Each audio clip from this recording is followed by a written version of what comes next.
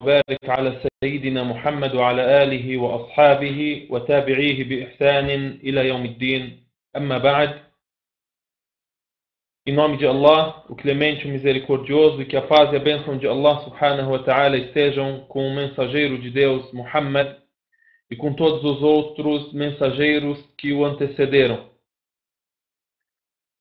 Inicio no dia de hoje lendo Surat al-Fatiha, a qual lemos repetidamente em todas as nossas orações. Em todas as nossas orações dizemos Bismillahirrahmanirrahim, Alhamdulillahi Rabbil Alamin, Ar-Rahmanir-Rahim, Maliki Yawmiddin, Iyaka na'budu wa Iyaka nasta'in, Ihdina as-sirata al-mustaqim, sirata alladhina an'amta alayhim, غير المغضوب عليهم ولا الضالين. Amém. O nosso assunto é a crença. E, subhanallah, a Surat al-Fatiha, com estas palavras resumidas, abrangem toda a crença do muçulmano. Tem uma frase muito famosa de um grande sábio muçulmano que disse: todas as escrituras sagradas foram resumidas no Alcorão Sagrado. Deus Altíssimo seja, resumiu todas as escrituras sagradas reveladas durante a história do ser humano no Alcorão Sagrado, a última das escrituras, a última das revelações, a última mensagem de Deus para a humanidade. E resumiu todo o Alcorão em Surat al-Fatiha. Em Surat al-Fatiha, no primeiro versículo, Bismillahirrahmanirrahim, a tradução aproximada, em nome de Deus, o clemente e o misericordioso. Então, logo, você cita o principal nome de Deus Altíssimo seja, Allah, em nome de Allah, Bismillah.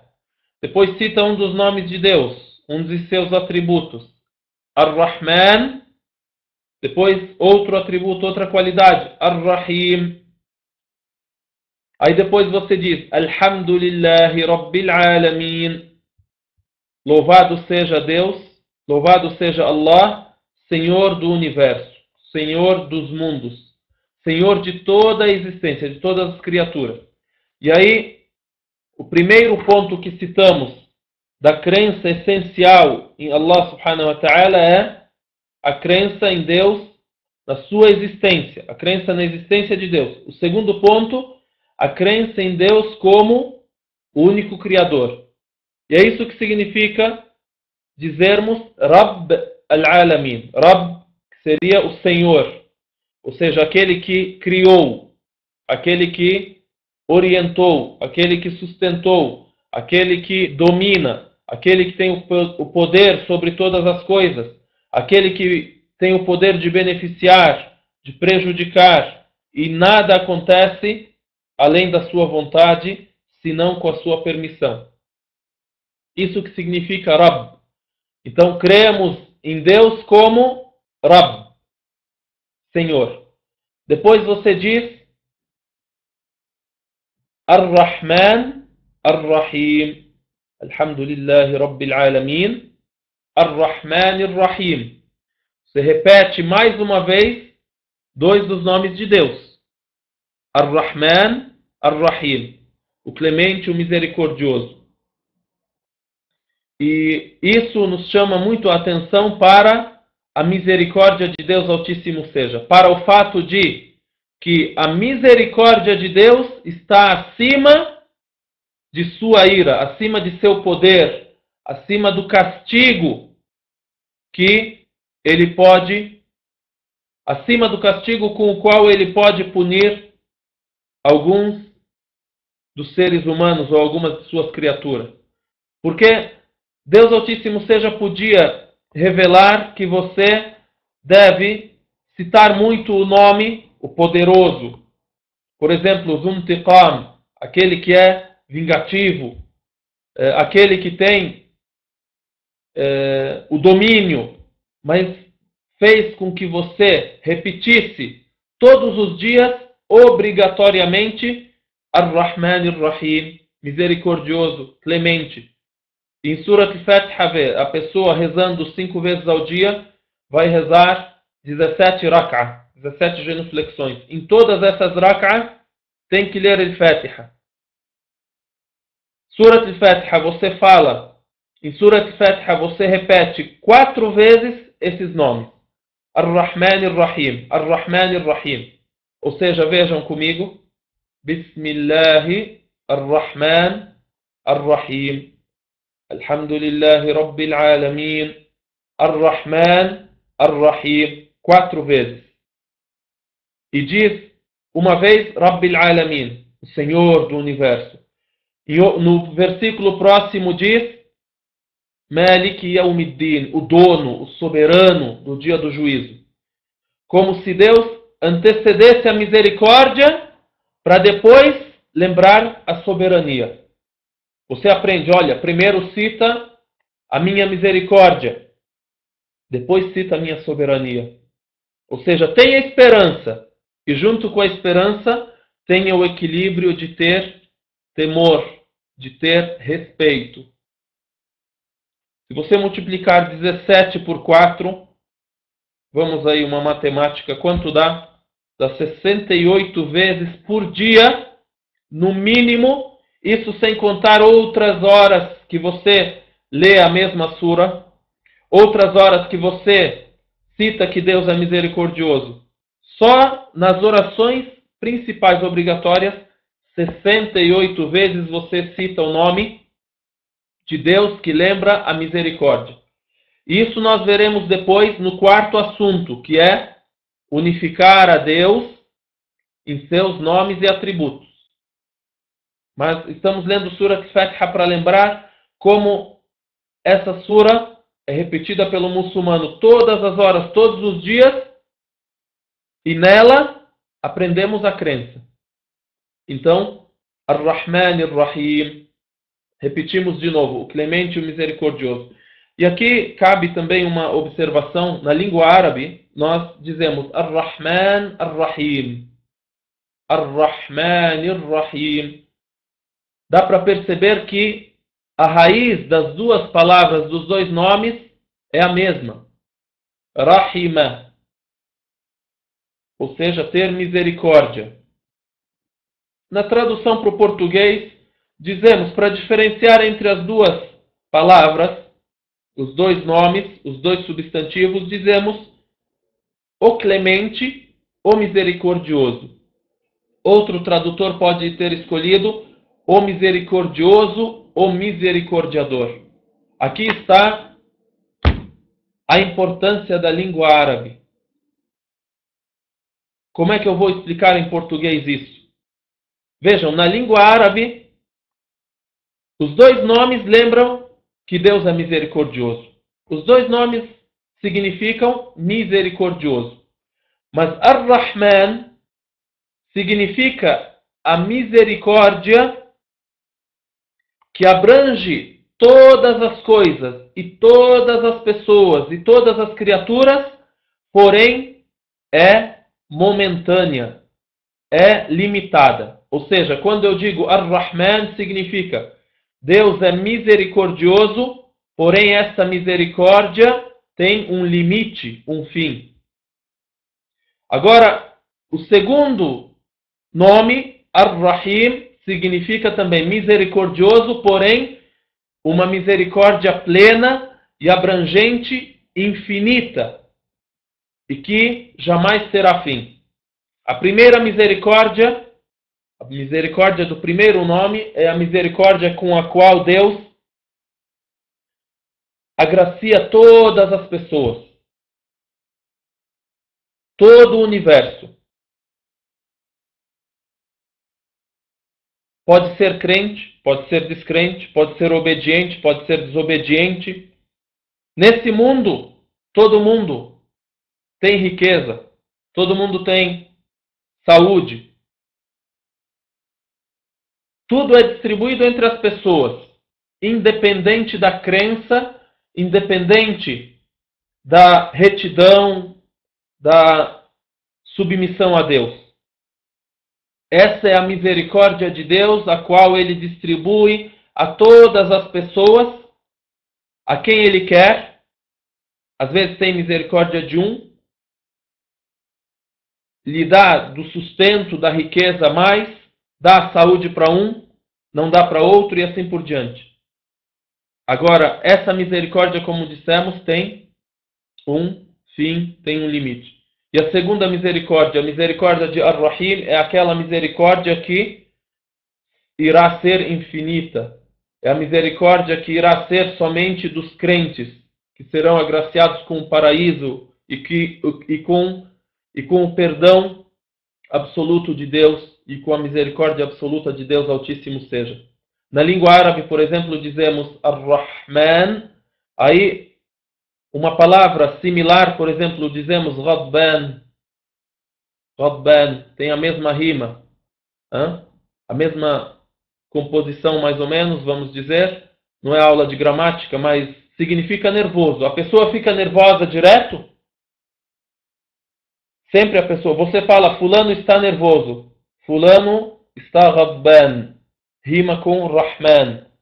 Então, a palavra que vem nessa medida, o substantivo que vem nessa medida, tem o sentido de fim. Tem o sentido de que essa qualidade é momentânea. Não é uma qualidade que é para sempre. Para sempre fulano é nervoso, nervoso, nervoso, nervoso. Não é. Também Ar-Rahim, por exemplo, você qualifica alguém de Karim. Vê a mesma rima. Fala, fulano é generoso. Aquela qualidade é uma qualidade que faz parte daquela pessoa.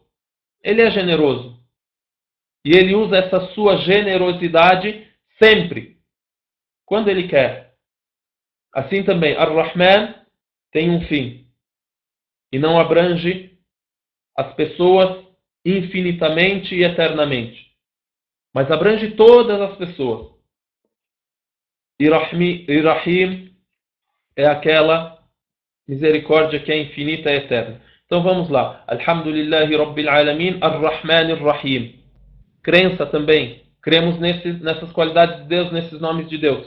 Depois, você cita o dia do juízo final e cita que Deus é soberano. Um outro nome dos nomes e atributos de Deus Altíssimo seja. Você diz Malik Yawmiddin, soberano do dia do juízo. Então tudo isso, em todos esses versículos, você citou a sua crença em Deus. Creio em Deus, na sua misericórdia, em Deus, em sua soberania, em Deus como Senhor e Criador do mundo, aquele que decretou que existe a vida mundana e depois dessa vida há a vida após a morte, há a vida eterna. Por isso eu digo, soberano do dia do juízo. E depois eu concluo, já que eu creio que Deus tem essas qualidades, tem esses nomes, creio em Deus, creio no dia do juízo final, do julgamento, na misericórdia de Deus, na soberania de Deus. Então eu concluo que só a Ti adoramos, só de Ti imploramos ajuda. Aí eu digo, Iyyaka na'budu wa iyyaka nasta'in. Iyyaka na'budu, só a Ti adoramos. Wa iyyaka nasta'in. E só de Ti imploramos ajuda. Então, essa última frase significa o quê? O terceiro ponto, o terceiro assunto que citamos, que é crer em Deus como o único a ser adorado. Então, citamos. A crença essencial em Deus se divide em 4 pontos básicos. Crer na sua existência, crer em Deus como Senhor e Criador, que é tudo isso que lemos no início de Surat Al-Fatiha. Bismillahirrahmanirrahim, Alhamdulillahi Rabbil Alamin, Ar-Rahman Ar-Rahim, Malik Yawmiddin. Em nome de Deus, clemente e misericordioso, louvado seja Deus, Senhor do Universo, o clemente e misericordioso, soberano do dia do juízo. Agora o terceiro ponto, o terceiro assunto é crer em Deus como o único a ser adorado. Então aí eu digo o quê?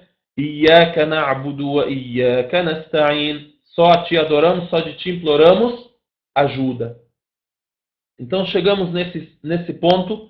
E o quarto ponto E o quarto assunto, o último assunto, é crer em Deus como único e sem semelhantes em seus nomes e atributos. Mas antes de passar para esse último assunto, eu gostaria de fazer algumas observações sobre o monoteísmo, sobre o terceiro ponto, a terceira questão, o terceiro assunto, que é crer em Deus como o único que merece adoração.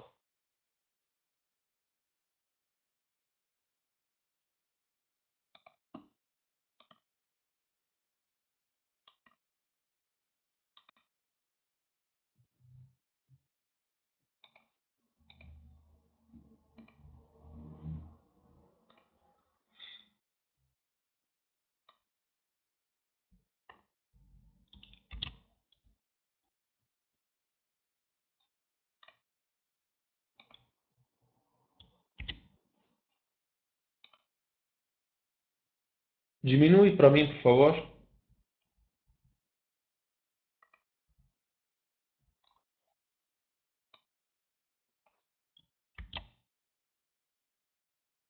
Podem descansar alguns instantes, 2 minutinhos.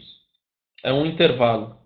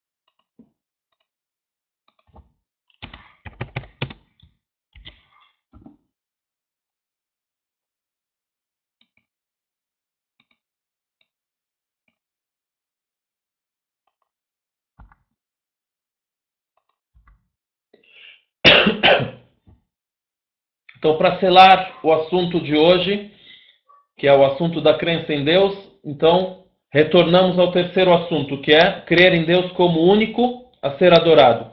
Queria fazer essas observações que são importantes. São pontos de crença que aprendemos a partir do Alcorão Sagrado.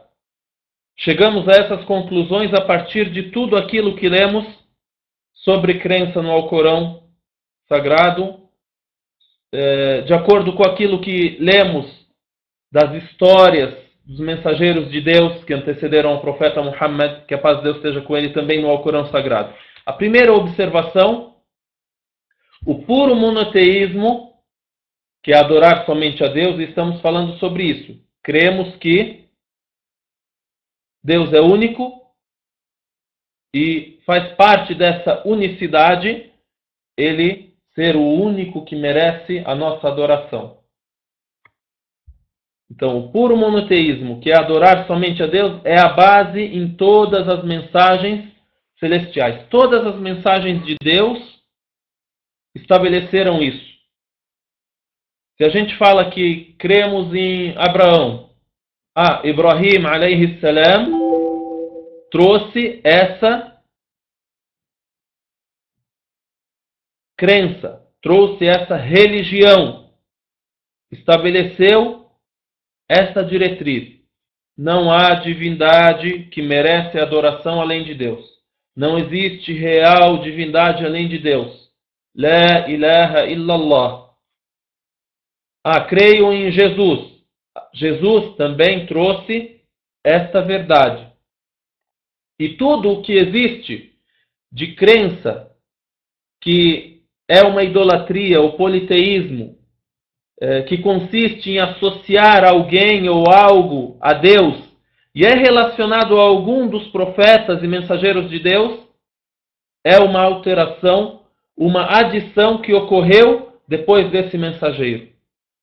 Jamais um mensageiro, por exemplo, Abraão, Noé, Jesus, Moisés, Muhammad, jamais um mensageiro pode ter visto durante a sua vida que alguém pregou, ensinou que ele deve ser adorado junto com Deus, ele é igual a Deus.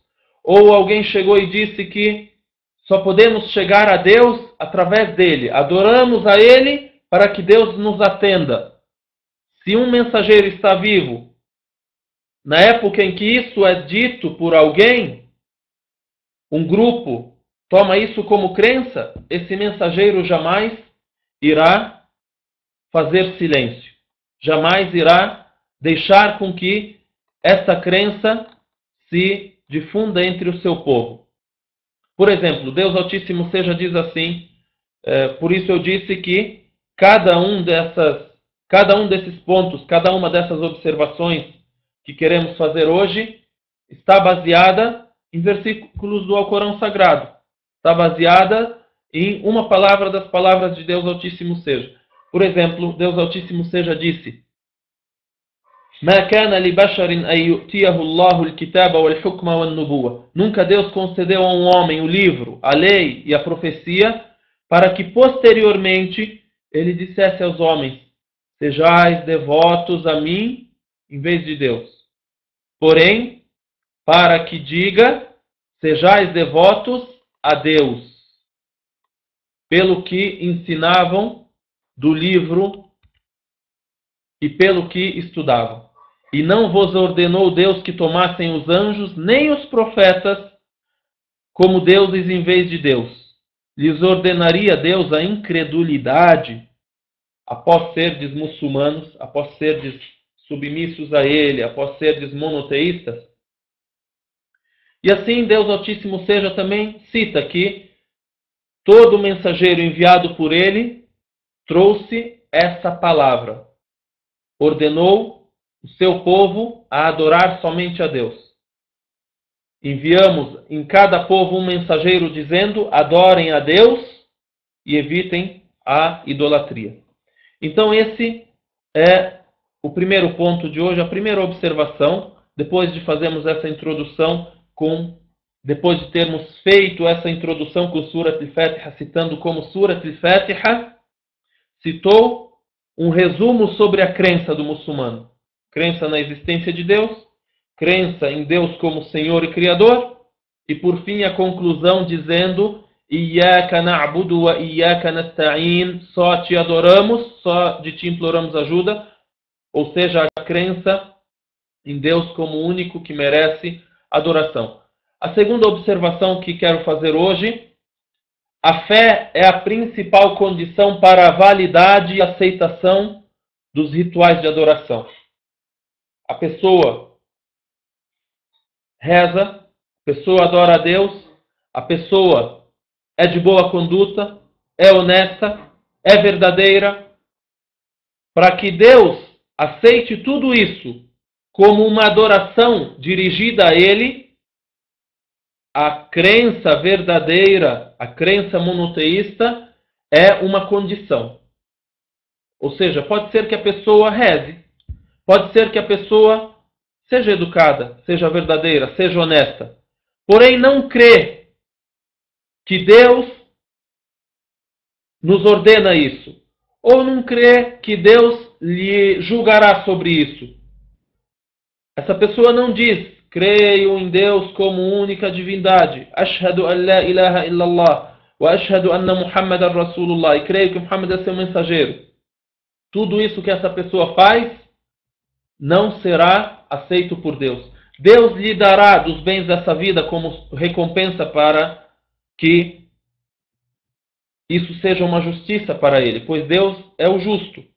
Agora, segundo os versículos do Alcorão Sagrado, nós lemos que, por justiça, a base de todas as ações é a crença. Nós aprendemos isso através de uma história, por exemplo, e cito só a história, e se Deus quiser eu envio para vocês o texto depois, e vocês podem ler os versículos com mais detalhes. O profeta Muhammad, que a paz de Deus esteja com ele, enviava os seus discípulos, os seus companheiros, os Sahaba, radiyallahu anhum, como professores, divulgadores da crença. Enviou certa vez Muaz ibn Jabal para o Iêmen. Quando enviou Muaz, ele disse como é que devia agir. Disse para ele: Muaz, você irá chegar a um povo que são adeptos do livro, ou seja, são cristãos. Então, o primeiro ponto para o qual você deverá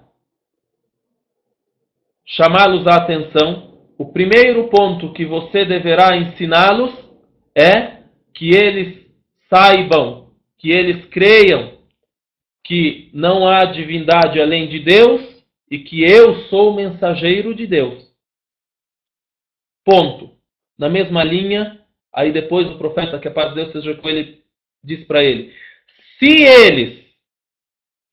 eles atenderem a ti nesse ponto, então ensine-os que Deus decretou 5 orações durante o dia e a noite. Ponto. Na mesma linha. Se eles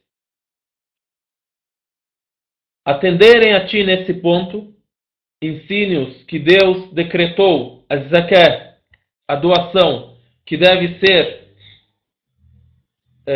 tirada, que deve ser recebida dos mais ricos entre eles e distribuída entre os mais pobres dentre eles. Então, por ordem. Primeira coisa, os ensine a fé. Os ensine a crença. Depois, aquilo que virá de ação com os órgãos e de adoração a Deus Altíssimo, seja esforço físico, esforço financeiro, tudo isso deve estar baseado sobre essa condição. Ensine-os primeiramente que não há divindade além de Deus e que eu sou o mensageiro de Deus. Eles atenderam nisso? Então agora o próximo passo é eles aprenderem o que eles devem fazer. Aprenderem que essa palavra implica algumas ações. E assim vai a oração, a zakat e assim por diante. Um outro ponto importante, a unicidade na adoração. Eu crer em Deus como o único que merece adoração, abrange adorar a Deus em sua lei. Ou seja, eu creio na unicidade de Deus na criação, Ele criou. Creio na unicidade de Deus como o único que merece adoração. Faz parte dessa adoração seguir a Deus naquilo que Ele decretou. Seguir a lei. Ou seja, Outras palavras, para ficar mais fácil. Aquilo que Deus decretou como lícito, eu devo decretar como lícito. Aquilo que Deus decretou como lícito, eu devo dizer, é lícito, é permitido. Aquilo que Deus decretou como ilícito, eu devo crer e devo dizer, é ilícito, é proibido. O ilícito é aquilo que Deus decretou ilícito. O permitido é aquilo que Deus decretou permitido. O proibido, o ilícito, é aquilo que Deus decretou como ilícito, aquilo que Deus proibiu. Al-halalu ma ahallahu Allah. Al-halal, permitido, ma ahallahu Allah, é aquilo que Deus permitiu. Wal-haramu ma harramahu Allah. E o proibido é aquilo que Deus proibiu. Se as pessoas vão cumprir, vão se abster daquilo que é proibido ou não, é outro assunto. Eu posso ter algum erro, posso cometer algo que é proibido, mas devo ter a crença plena e convicta de que isso é proibido. Porque quando cometo algo que é proibido, mas eu ainda creio que aquilo é proibido, eu ainda estou dentro do círculo da fé, da crença. Eu ainda sou considerado muçulmano. Agora, eu cometo aquilo que é proibido e por fraqueza eu chego e digo, não é proibido, não tem problema. Isso significa que eu destruí a crença. Eu acabei de dizer que Deus decretou, porém, eu digo diferente. O que outros decretaram, que é contrário ao que Deus decretou, é melhor. Por exemplo, hoje, se eu chego e creio que as leis que o homem estabelece no mundo e são seguidas geralmente pelo mundo, essas leis são melhores que a lei de Deus, aí é problema. Mesmo que hoje, por exemplo, me é impossível aplicar as leis de Deus, porque a maioria da humanidade é sectarista, quer que a crença e a lei de Deus estejam nos templos. E os homens é que estabelecem aquilo que eles acham e opinam que é melhor. Assim acontece. Agora, eu devo crer plenamente que a melhor lei, não é a melhor, a única lei que deve ser seguida é a lei de Deus. Pode haver algo que precisamos nós discutir. Nós precisamos discutir sobre algumas regras que não existem na Escritura, não existem nos textos sagrados. E que Deus deixou em aberto, deixou flexível para que o homem no futuro respondesse, pesquisasse, discutisse. Porém, Deus deixou as diretrizes. E essa discussão cabe só aos sábios, às pessoas que dominam realmente a religião e os textos da religião, e são chamados em árabe al-mujtahidin. E isso é chamado al-ijtihad.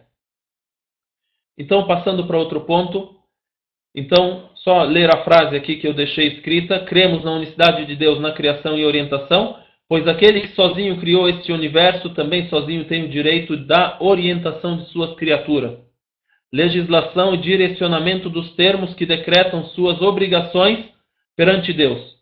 Por isso não há lícito senão o que ele e seu mensageiro permitiram, nem ilícito senão o que ele e o seu mensageiro proibiram.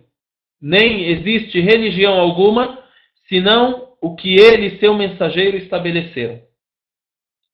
Para finalizar esse ponto, uma história também que é citada e que escrevemos no texto que irei deixar para vocês, inshallah ta'ala. Deus Altíssimo seja, diz assim: اتخذوا أحبارهم ورهبانهم أربابا من دون الله والمسيح ابن مريم وما أمروا إلا ليعبدوا إلها واحدا. Eles tomaram os rabinos e os sacerdotes por deuses além de Deus, e não foram ordenados senão a adorar a Deus único.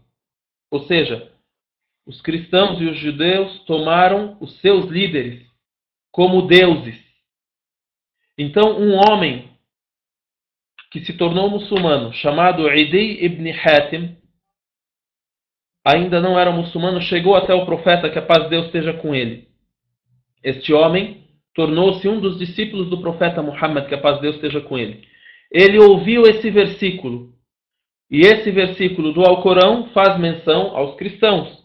Então, este cristão disse: ó mensageiro de Deus, nós não os adoramos.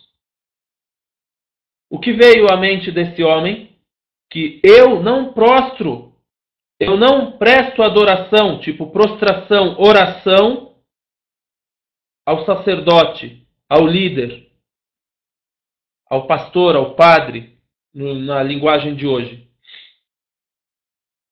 Eu não adoro a ele. Ou seja, na mente dele a adoração se resume a prostrar, se curvar, rezar. Então, o profeta, que a paz de Deus esteja com ele, mudou esse horizonte, o levou mais adiante. Desculpa. Disse para ele: eles decretaram lícito aquilo que Deus decretou ilícito. E decretaram ilícito aquilo que Deus decretou lícito. Ou seja, Deus disse, é permitido. Eles disseram, é proibido. Deus disse, é proibido. Os sacerdotes disseram, é permitido. E vocês os seguiram nisso. Não aconteceu assim? O homem disse, sim, nós os seguimos. Ou seja, seguimos os líderes cegamente. Então, o profeta, que a paz de Deus esteja com ele, disse para ele: فَتِلْكَ عِبَادَتُكُمْ إِيَّاهُمْ. Esta é a vossa adoração a eles. Ou seja, ele lembrou desse ponto aqui, desse termo, dessa observação que estamos dando importante. Faz parte da unicidade na adoração crer que só Deus decreta a lei, só Deus decreta como deve ser adorado, o que é permitido por Deus, nós permitimos, o que é proibido por Deus, nós proibimos. O que é decretado como adoração por Deus, nós decretamos como adoração, assim como Deus decretou. Então, se nós pregamos o contrário que Deus decretou, e as pessoas nos seguem nisso, essas pessoas estão a nos adorar. Então, a crença no fato de que Deus é aquele que legisla, aquele que regra, é aquele que determina a lei, é um ponto importante e é um ponto crucial, capital, que, se não estiver presente em nossas mentes e nossos corações, nós teremos uma crença falha e teremos também falha na nossa adoração. Iyyaka na'budu wa iyyaka nasta'in, que repetimos com as nossas línguas todas as vezes, todos os dias em nossas orações, essa palavra, Iyyaka na'budu wa iyyaka nasta'in, só te adoramos, só te imploramos ajuda, será uma palavra falha, será uma palavra incompleta, só proferida com a língua, sem uma ação verdadeira. O último ponto de hoje: o contrário do monoteísmo é o politeísmo, ou a idolatria, ou seja, associar junto a Deus divindades, deuses. Pode ser essa divindade alguém, pode ser algo, pode ser uma coisa, pode ser uma árvore, pode ser a lua, o sol, o fogo, a pedra, estátuas, pode ser pessoas nas quais eu creio que são especiais e são divindades, como é Deus. Ou são intermediários entre o ser humano e Deus, como era também a crença de muitos árabes na época em que o profeta, que a paz de Deus esteja com ele, foi enviado. E essa idolatria, nós aprendemos que é de dois tipos. Ash-shirk al-akbar e ash-shirk al-asghar. Idolatria maior e idolatria menor. A idolatria maior é aquela que me exclui do círculo do monoteísmo absolutamente. Ou seja, está representada no seguinte: a pessoa rezar para o ídolo, estender as mãos ao ídolo e pedir ao ídolo: me salve, me cure. Pedir a Jesus: ó Jesus, peço a ti que me cure, peço a ti a misericórdia, peço a ti a salvação. Isso é idolatria maior. Ao fazer isso, a pessoa está excluída do círculo do monoteísmo. Existe a idolatria menor, que é uma ação que fere a crença, a fé, porém mantém essa pessoa ainda como monoteísta. Mas são ações que devem ser evitadas e são graves. E o profeta, que a paz de Deus esteja com ele, citou esses pontos.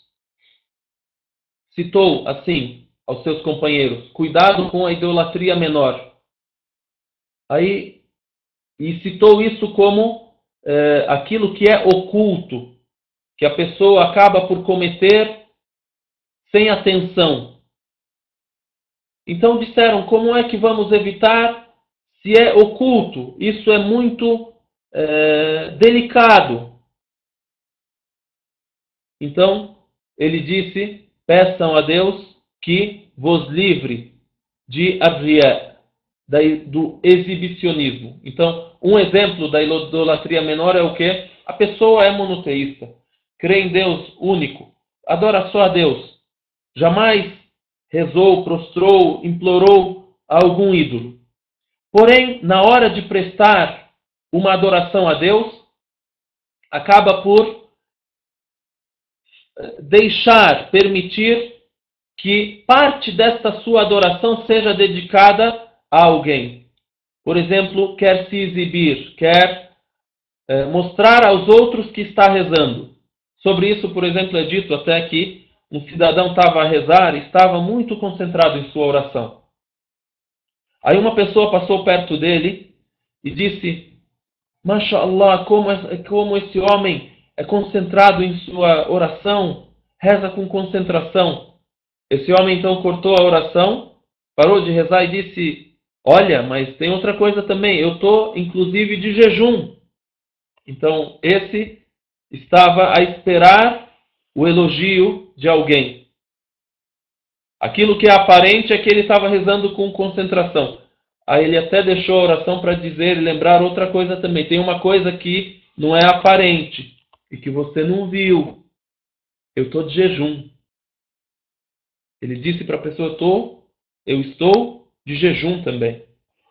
É como um exemplo para mostrar aquilo que é arriya, que significa o cidadão fazer por alguém. Acontece muito isso. Isso é muito delicado, como citamos.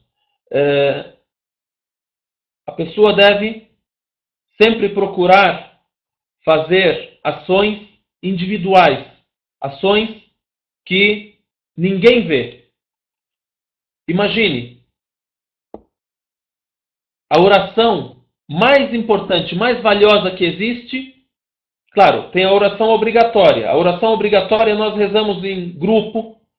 Você reza com o seu irmão, com o seu amigo, vai à mesquita e etc e tal. Essa é a oração obrigatória. Mas a oração mais valiosa, qual é? É a oração da noite. É a oração na madrugada. Só você e Deus te vendo. Por quê? Você ganha fé. Você sente que só Deus está te vendo. Você cria em ti o autopoliciamento. Você se autopolicia, se autofiscaliza. Por isso é um conselho muito valioso, um conselho de ouro mesmo, que a pessoa tenha algo que faça que ninguém saiba. Que ninguém saiba. Algo que é só entre você e Deus. Para você criar em si esse assunto de fazer somente por Deus. Aí na história islâmica são citados muitos exemplos. Por exemplo, na época de Umar ibn Khattab, Umar era o governante e saía pelas ruas para ver qual é a situação do povo. Então ele ouviu uma mulher falando com a sua filha. Eram casas simples e que não tinham assim muitas divisões como tem nos dias de hoje. Tipo, vamos dizer, uma tenda. Então, ele ouviu a mulher ordenando a sua filha para que misturasse água ao leite. Ela quer vender leite puro, ela quer vender leite misturado com água. Porém, vai dizer às pessoas que é leite puro. Mistura um pouquinho d'água. Então, a menina disse assim para a mãe dela: mãe, você não ouviu que Amirul Mu'minin, o líder dos crentes, Umar, que está ouvindo, né? E elas duas não sabem disso. Você não ouviu falar que Amirul Mu'minin proibiu que misturássemos água ao leite? Aí a mulher falou: mas Umar não está nos vendo. Aí, o que a menina disse? Mãe, se Umar não está nos vendo, Deus está nos vendo. Se Umar não está nos vendo, o Senhor de Umar está nos observando. Umar ouviu isso, foi para sua casa, reuniu os seus filhos e disse: eu quero que um de vocês case com esta mulher. Por quê? Viu nessa mulher, nessa menina, nessa jovem, a sinceridade na crença, a pureza na crença. E é dito que um dos filhos de Umar casou com essa mulher e, fruto desse casamento, filho da filha do filho de Umar, ou seja, bisneto de Umar, foi Umar ibn Abdul Aziz, um dos governantes muçulmanos mais justos da história humana. Umar ibn Abdul Aziz foi filho do filho de Umar, ou seja, foi filho, eu estou já confundindo, filho do fruto desse casamento, ou seja, desse casamento, que é o casamento de Asim, filho de Umar, com essa mulher. Eles tiveram uma menina, e essa menina teve Umar ibn Abdul Aziz, bisneto de Umar. Ok? Então, um exemplo sobre a sinceridade na ação. Também faz parte da idolatria menor, por exemplo, a pessoa jurar por alguém além de Deus. Por exemplo, a pessoa chega e diz: juro pelo profeta, juro pela minha vida, juro pelos meus filhos. Isso é proibido. Por exemplo, usar amuletos. Porque quando se usa amuleto, a pessoa está a crer que o seu destino, a tua proteção, está naquele amuleto, naquele objeto. E a sua proteção não é a proteção que Deus te dá. Você está a pensar que esse amuleto é uma razão para a sua proteção. A razão para a sua proteção é que você siga os meios, crendo que só vai acontecer aquilo que Deus permitir. E você faz aquilo que precisa ser feito. Amarra o camelo, fecha o carro, tranca o carro e assim por diante. Então essas são observações que quisemos fazer no dia de hoje. Então a primeira delas, o puro monoteísmo, é a base em todas as mensagens. A segunda, a fé é a principal condição para a validade e aceitação das adorações. A terceira observação que fizemos, a unicidade na adoração também implica na unicidade na obediência e submissão. Ou seja, que Deus é que decreta a lei, decreta aquilo que é lícito e aquilo que é ilícito. E também a outra observação, a quarta delas e a última, e com ela selamos agora, os tipos de idolatria. Há aquele que é idólatra absoluto, e este é considerado politeísta, exatamente. E há aquele que é muçulmano, é monoteísta, mas está com a fé enfraquecida e acaba por cometer alguns deslizes que o fazem ter uma fé fraca e uma crença falha. Como jurar por alguém além de Deus, usar amuletos, ter um pressentimento de que algo pode beneficiar sem a permissão de Deus e assim por diante. Pedimos a Allah subhanahu wa ta'ala que nos oriente e que nos faça sempre crentes monoteístas como foram os seus mensageiros e os seus servos virtuosos e íntegros. E akhiru da'wana anil hamdulillahi rabbil alamin. 10 minutos para perguntas ou para alguma observação que vocês possam ter.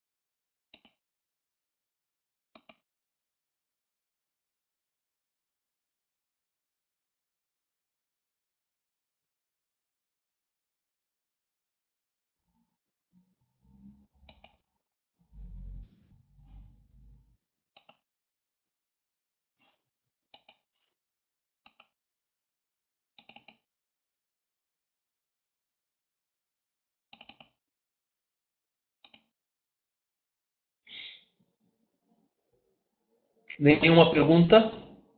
Posso ir embora?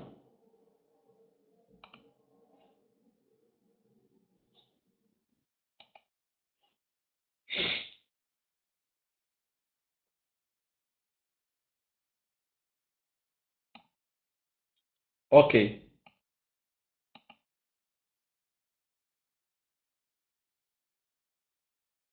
Obrigado, então. Acho que eu fiz vocês pensarem. Até ficaram um pouco tontos, não tem nenhuma pergunta. Quem tinha alguma dúvida já esqueceu. Só mais uma coisa. Sim.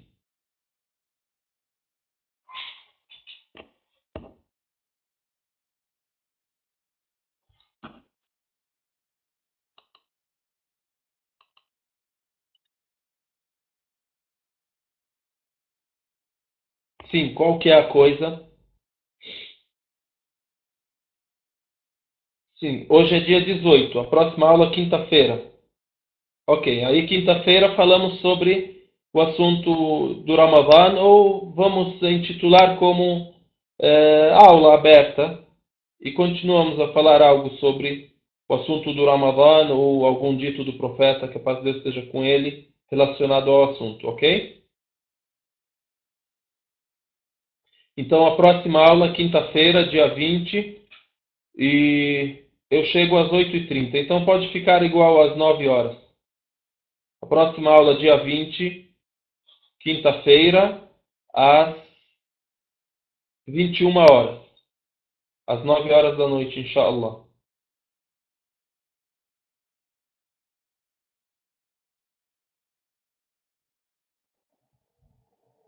Sim, vou esperar você fazer a sua pergunta. Qual é? A Cristiane falou primeiro, escreveu: preciso aprender a Surah Al-Fatiha para a oração? Sim, é necessário. Surah Al-Fatiha é a primeira coisa que eu tenho que aprender depois de muçulmano. Porque, depois, como a gente disse, primeira coisa que eu testemunhe, que eu saiba convictamente que não há divindade além de Deus e que Muhammad é seu mensageiro. Eu fiz já a shahada. Próximo passo é a oração. E a oração, o primeiro pilar da oração, ou seja, o pilar significa que a oração só é aceita com isso. É uma coluna de sustentação da oração. É ler Surat al-Fatiha. Então eu preciso aprender Surat al-Fatiha. A pessoa que tem capacidade de aprender Surat al-Fatiha e não o faz, a sua oração é inválida. Agora, a pessoa que precisa de um tempo, pode ser muito difícil para ele, então ele reza sem ter esse pilar, sem ler al-Fatiha, mas faz o que ele pode. Ele permanece de pé, ele inclina, levanta, prostra e faz a oração. Por exemplo, em 2 dias eu já sei falar Bismillahirrahmanirrahim, Alhamdulillahi Rabbil Alamin. Eu falo só isso, permaneço em silêncio, glorificando a Deus com aquilo que você sabe. Né? Por exemplo, fica falando Allahu Akbar, e depois faz o resto. Então precisa aprender Surat al-Fatiha.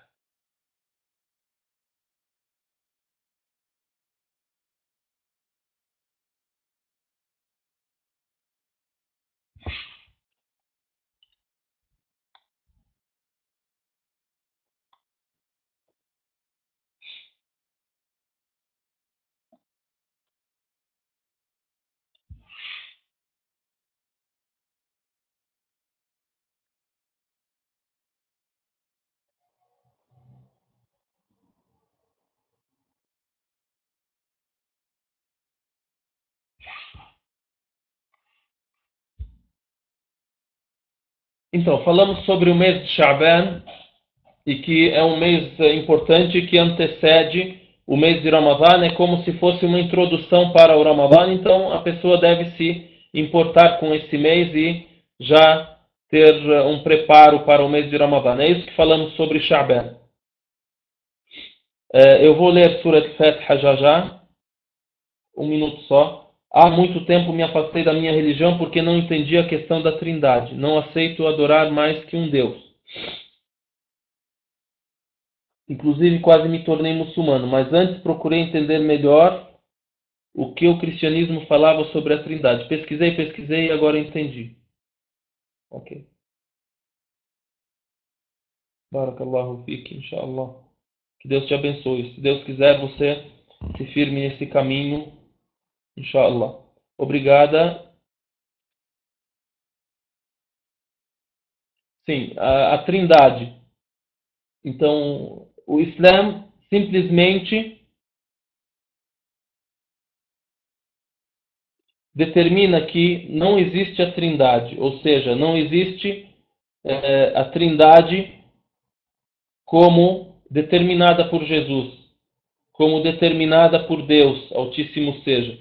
É algo que foi introduzido na religião de Jesus posteriormente a ele.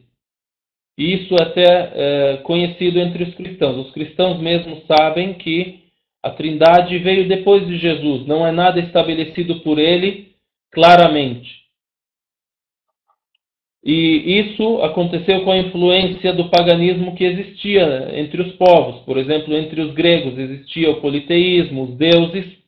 E como uma forma de estar próximo daquilo que eles pregavam e fazer a política da boa vizinhança, foi estabelecido o que conhecemos hoje de crença entre os cristãos. Então, aí Deus Altíssimo seja, ao revelar ao Alcorão, ao profeta Muhammad, que a paz de Deus esteja com ele, citou, é descrente, ou seja, não tem crença verdadeira, aquele que diz que Deus é o terceiro de 3. لقد كفر الذين قالوا إن الله ثالث ثلاثة. Não é crente aquele que diz que Deus é o terceiro de 3. Ponto. E não há divindade além de Deus. وَمَا مِنْ إِلَهٍ إِلَّا إِلَهُ وَاحِدٌ. E não há divindade além, não há outra divindade além de uma única divindade, que é a divindade que Jesus ordenou que fosse adorada, que é aquele que o enviou e aquele que criou a Jesus e criou todos os seres humanos. E aí os versículos do Alcorão repetem isso várias vezes. Na história de Jesus, na história dos outros profetas, Assim como os outros profetas trouxeram monoteísmo, também Jesus o trouxe. E aí depois vem algumas pessoas, alguns amigos cristãos que querem dar explicações sobre a Trindade. Não, mas é porque assim, antes era, agora não é mais, e etc. e tal. Então, a crença ela é simples. A crença é natural. A crença não precisa de muita explicação. É natural. Deus, o único. E em alguns dos versículos que eu queria enviar o texto, tem mais explicação sobre isso. Eu até esqueci, então, como é que eu adiciono aqui? Adicionar texto. Aqui, né? Gerenciar arquivos. Carregar a partir do computador. Área de trabalho. Livros.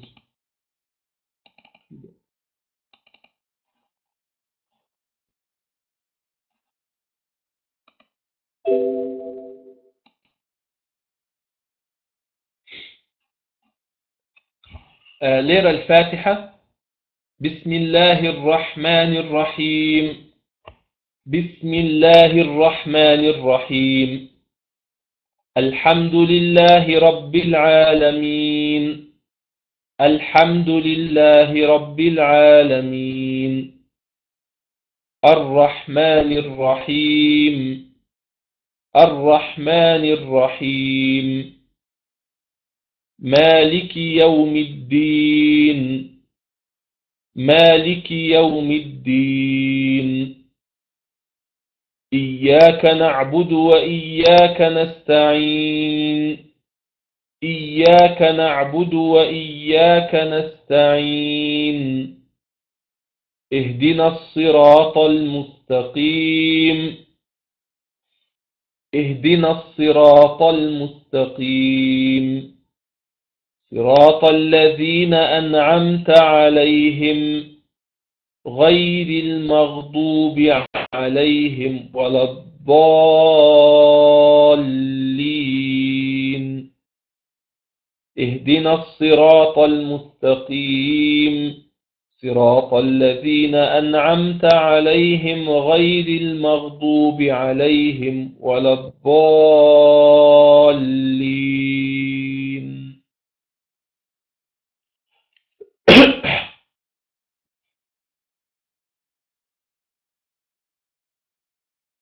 Eu enviei o texto, ok? Então, boa noite a todos vocês e a gente se encontra, inshallah ta'ala, na quinta-feira, se assim Deus permitir. Assalamu alaikum wa rahmatullahi wa barakatuh.